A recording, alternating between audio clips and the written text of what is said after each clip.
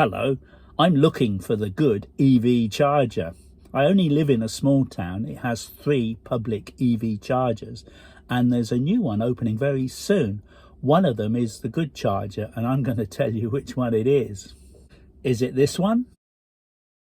Or maybe could it be this one? Or this one? Or could it be this one? All EV owners agree the cheapest place to charge an EV is at home. Like coffee, it's much cheaper if you get it at home. But unlike coffee, electricity isn't any better if you pay 4 times the price for it. The truth is, a kilowatt of electricity is the same wherever you buy it, and it does exactly the same job. All EV drivers know that we are surrounded by public EV chargers, although most non-electric drivers don't realise just how many. If you can subscribe and hit the notifications bell, that would be fantastic, as I would love to get to 1,000 subscribers and you would make an old man very happy. The first one is Project EV. It says download the app. That's a shame, because why can't it work without a credit or a debit card like GridServe do throughout the country? Imagine going into a shop and having to download the app to pay for something. Anyway, then it says you scan the QR code and you can manage your charging session on the project app. It sounds complicated and it's probably expensive because I can't see any prices anywhere. But I didn't do any of that.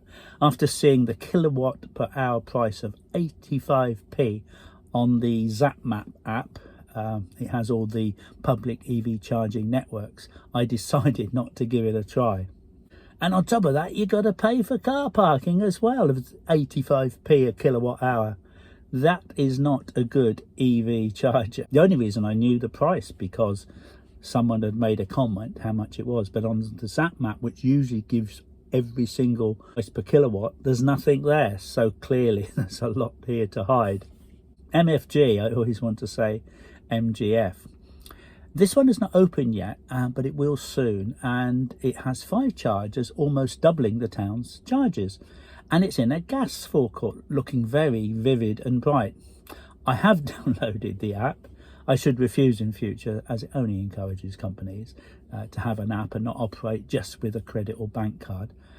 So I don't know why they're making it so complicated. With something like the ZapMap app, you have to download for all that sort of information, but you're only actually paying for something. That's all you're doing.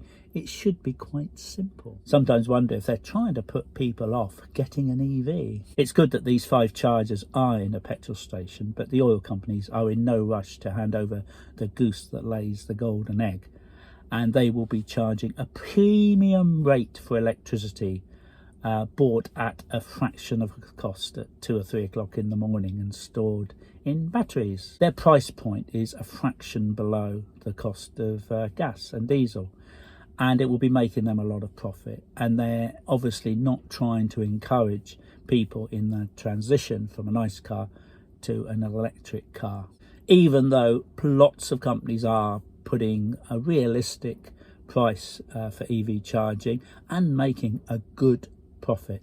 Well, is it because the oil companies are greedy? Of course they are.